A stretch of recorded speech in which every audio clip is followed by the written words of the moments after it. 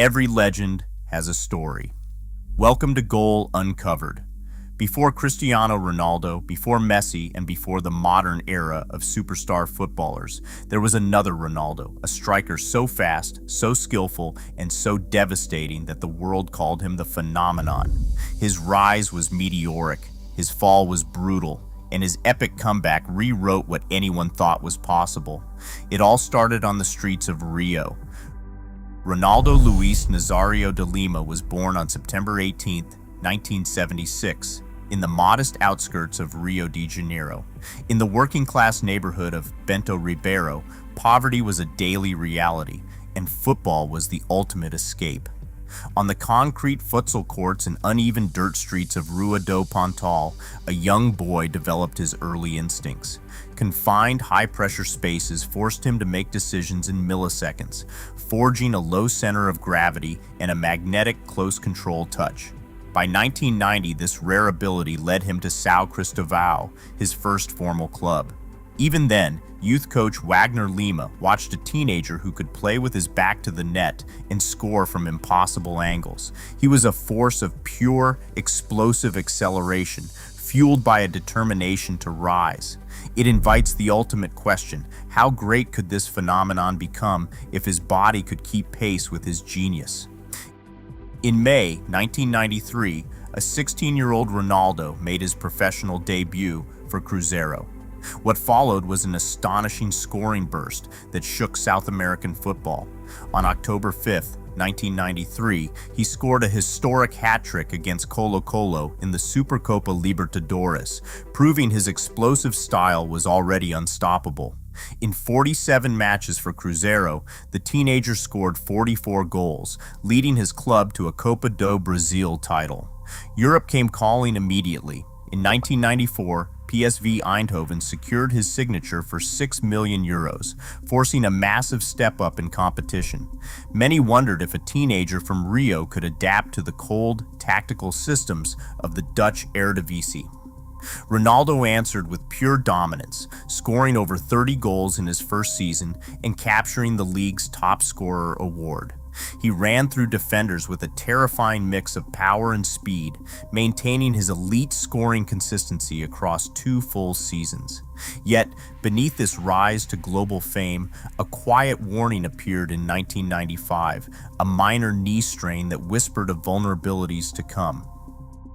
In the summer of 1996, a world record €19 million transfer brought the 19-year-old to FC Barcelona.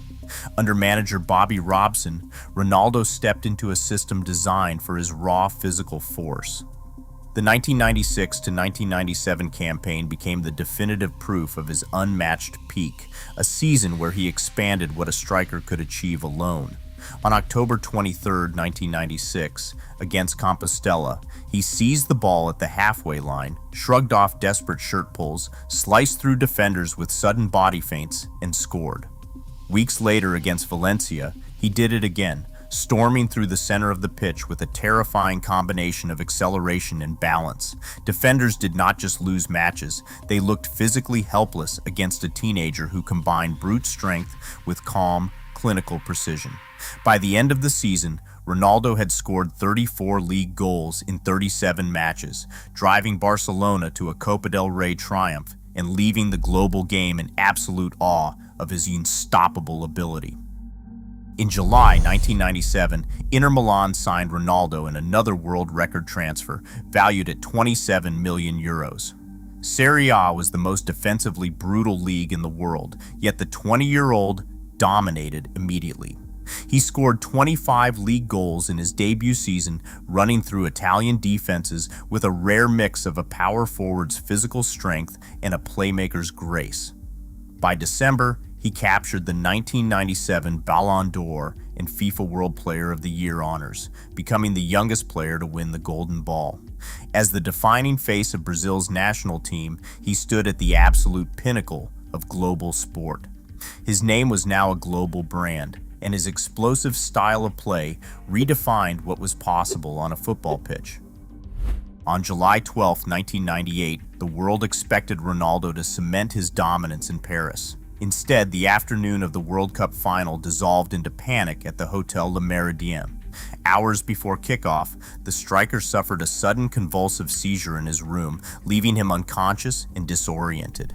Team doctor Lidio Toledo rushed him to a clinic where rapid neurological and cardiac tests reported no objective abnormalities. Though coach Mario Zagallo initially left Ronaldo off the official starting lineup, the star arrived at the Stade de France just before kickoff and insisted on playing. Reinstated at the last minute, he appeared hollow on the pitch, his legendary speed entirely absent. France cruised to a 3-0 victory, leaving the world's greatest player defeated and shrouded in mystery. The physical collapse began in Milan. In November 1999, Ronaldo suffered a partial rupture of his right knee ligaments. He rushed back to the pitch too soon. On April 12, 2000, just 6 minutes after entering a match against Lazio, his knee gave way entirely. The patellar tendon exploded, tearing completely from the bone and retracting into his thigh. Physiotherapist Nilton Petroni described it as the worst football injury he had ever witnessed. The silence that followed was heavy and isolating. Surgery was followed by a brutal rehabilitation process, requiring 9 hours of daily agonizing physical therapy. For nearly 2 years, Ronaldo existed in a sterile world of constant pain, swelling, and quiet doubt. As the global game moved on without its greatest star, he spent his days in isolation, wrestling with a terrifying question. He wondered if his body was broken forever, and if the explosive genius who had once captivated the world was gone. In the spring of 2002, Brazil's manager Luiz Felipe Scolari made a bold choice, recalling the striker to the national squad. He designed a specialized physical regimen, combining low-impact water training with explosive sprint drills to rebuild Ronaldo's strength without overloading his joints. To deflect relentless media pressure and endless questions about his knees, Ronaldo adopted a bizarre, front wedge haircut suggested by his stylist Anderson Silva. The tactical distraction worked, but his football spoke louder. He dominated the tournament in South Korea and Japan, scoring 8 goals in a relentless march to the final. On June 30th, 2002, at the International Stadium in Yokohama, Ronaldo faced Germany and their legendary goalkeeper, Oliver Kahn.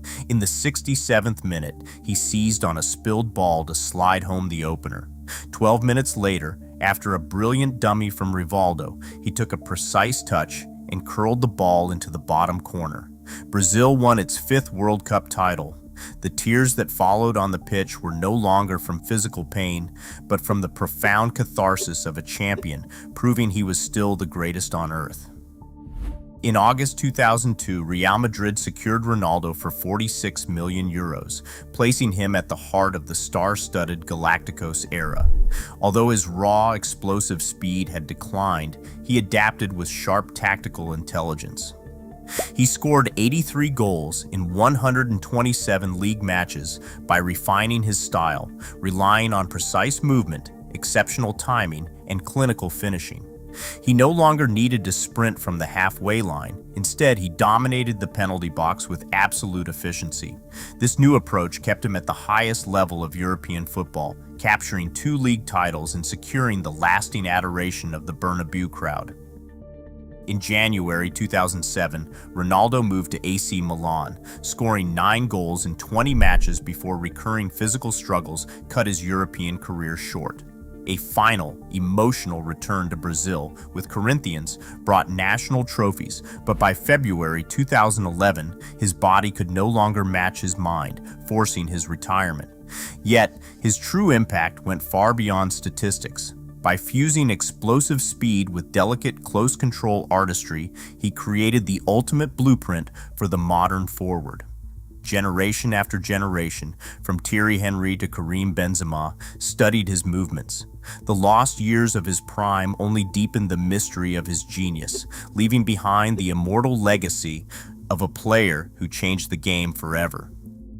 Today, football still searches for his equal. The ultimate question isn't what injuries stole from Ronaldo, but how he redefined greatness in spite of them. O Fenomeno remains the game's ultimate masterpiece, imperfect, yet forever unmatched. Share your favorite Ronaldo memory in the comments below.